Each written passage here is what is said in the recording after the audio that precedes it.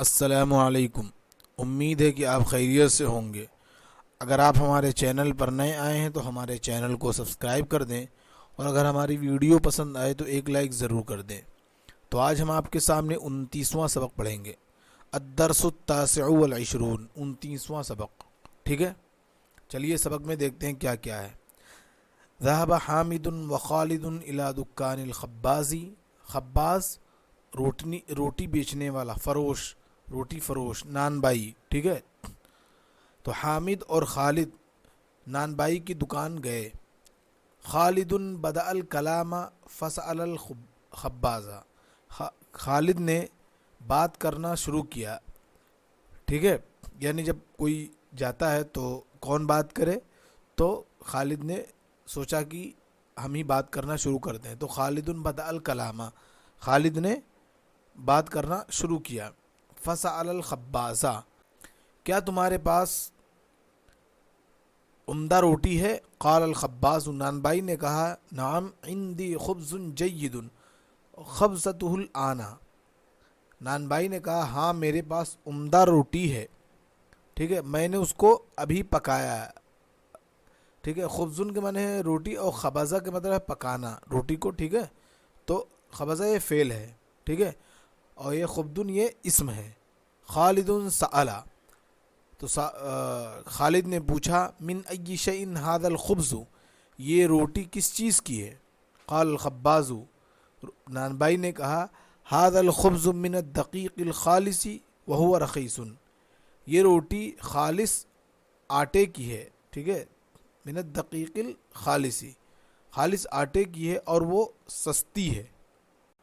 ثمن الخبز الواحد ربع ربیہ، ٹھیک ہے، ربع ربیۃ،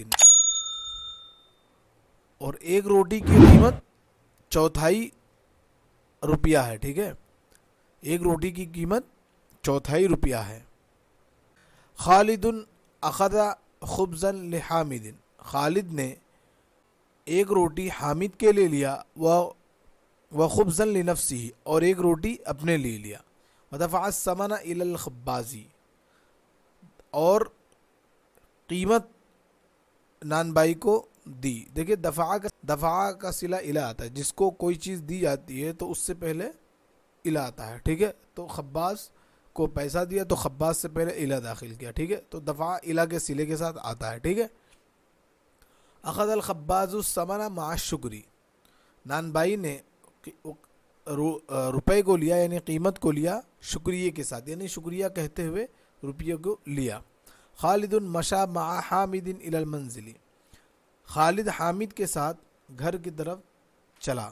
وفي المنزل قال خالد لحامد، اور گھر میں حامد نے خالد سے کہا، خالد نے حامد سے کہا منزل میں، خذ هذا الخبز یا حامد، اے حامد اس روٹی کو لو، وکلہ اور کھاؤ۔ حامد اخذ الخبز، حامد نے اس روٹی کو لیا، ٹھیک ہے، وشکر لخالد، اور خالد کا شکریہ ادا کیا۔ ثم اکل وهو مسرور، پھر اس کو کھایا اور وہ خوش ہوا۔ ٹھیک ہے، اتباع سمجھ میں آ گئی۔ ترجمہ دیکھ لیجیے۔ محادثہ، حادثہ یحادث محادثۃ، باب مفعول سے آپس میں گفتگو کرنا۔ من سألک، کس نے سوال کیا؟ سألنی اخی، میرے بھائی نے سوال کیا۔ ٹھیک ہے، تم سے کس نے سوال کیا؟ مجھ سے میرے بھائی نے سوال کیا۔ من تسأل انت، کون تم سے سوال کرتا ہے؟ انا اسأل اخی، میں سوال کرتا ہوں اپنے بھائی سے۔ ٹھیک ہے، ماذا تأخذ من دکان الخباز، ماذا تأخذ من دکان الخباز، نان بائی کی دکان سے تم نے کیا لیا؟ انا آخذ من دکان الخباز خبزا، میں نے نان بائی کی دکان سے روٹی لی۔ من یخبز الخبز، کس نے اس روٹی کو پکایا؟ الخباز یخبز الخبز، کہ نان بائی نے اس روٹی کو پکایا۔ تمرین میں وہی ہے جو صیغہ استعمال ہوئے، جو فعل استعمال ہوا ہے اسی کا جو ہے ماضی مضارع ہے، جیسے اخذہ ہے، اسی طرح اکلا ہے، اسی طرح سألا ہے، تو ان سب کا آپ کو ماضی مضارع گرداننا ہے، ٹھیک ہے. بدآ ہے، خود ہے، خود ہے، لاتا خود ہے، خود خدا خودی، لاتا خود، لاتا خدا لاتا خودی، کل کلا کلی. اسی سے سالہ ہے، سلو سے فعل امر ہے، سل ہے، سلی، لاتا سل لاتا سلی ہے، ٹھیک ہے. بدآ سے ابدا فعل امر ہے، شکر یشکرو ہے، اشکر لا تشکر لا تشکری. خبدا یخبزو ہے، باب ضربہ یضربو سے، دفع یدفعو فتح یفتحو سے ہے. تو یہ سارے جتنے بھی فعل آئے ہیں یہ جو ہے کیا نام ہے استعمال ہوں گے. تمرین نمبر 2، اس میں جو ہے یہ جو لنفسی ہے، اسی طرح لنفسیہا ہے، لنفسیکا ہے، لنفسیکی ہے، لنفسی ہے. ان سارے صیغوں سے لنفسی سے جو ہے کیا نام بہت سارے جملے آپ خود ہی مشق کریں. جیسے ہم بتا دے رہے ہیں، ہوا اخذ لنفسی، اس نے اپنے لیے لیا، یا اخذت لنفسیہا، وہ اپنے لیے لیتی ہے، عورت لڑکی مؤنث ہے. انت اخذت لنفسک، تو اپنے لیے لیتا ہے. انتی اخذت لنفسک، تو اپنے لیے لیتی ہے، مؤنث کا صیغہ ہے. انا اخذت لنفسی، میں اپنے لیے کچھ لیتا ہوں، ٹھیک ہے. تو لنفسی پر جو ہے کیا نام ہے وہ جہاں جو ہے کیا نام ہے مضرور کی اضافت ہو تو اس طریقے کے بہت سارے فعل لے کر آ کر کے اور نفسن کے اوپر جو ہے مستقل الگ الگ جملہ بنا کر اس کی مشق کریں، ٹھیک ہے.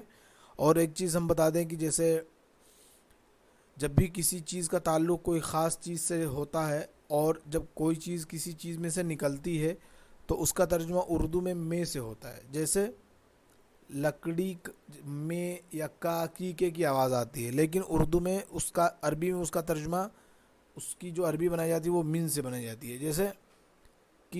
جیسے ہے کیا نام ہے لکڑی کا میز ہے، جو کی روٹی ہے. تو یہ ساری چیزیں ہیں، تو یہ اردو میں کاکی کے اس کی آواز آتی ہے، ٹھیک ہے. لیکن جب عربی میں بنائیں گے تو اس کو جو ہے کیا نام ہے اضافت دے کر بنائیں گے. جیسے جو کی روٹی ہے تو خبز من الشعیری، جو کی روٹی، تو من الشعیری بیچ میں اضافت لے آتے ہیں تو اس کو اضافت بنیہ کہتے ہیں، ٹھیک ہے. تو اس میں بہت زیادہ نہیں جانا ہے، لیکن آپ یہ بات جان لیجئے کہ جب کسی دو چیزوں میں گہرا تعلق ہو اور کوئی ایک چیز دوسرے چیز سے بنی ہو یا نکالی گئی ہو تو اس کا ترجمہ جب اردو میں کریں گے تو کا کی کے یا میں کا بھی ترجمہ ہو سکتا ہے، لیکن عربی میں جب لکھیں گے تو وہ من سے ہی اس کی جو ہے کیا نام ہے ترجمانی کریں گے، ٹھیک ہے. من ہی اس کو لکھیں گے، ٹھیک ہے. جیسے میں نے ایگزامپل دیا ہے من خبز من الشعیری، تو خبز من الشعیری کا ترجمہ کیا ہوا؟ جو کی روٹی، لیکن یہ عربی میں من سے اس کی جو ہے کیا نام ہے وہ ہے، تو یہ اضافت منیہ اس کو کہتے ہیں، ٹھیک ہے. تو آج کے لیے اتنا ہی، پھر ملتے ہیں انشاءاللہ اگلے سبق میں. السلام علیکم.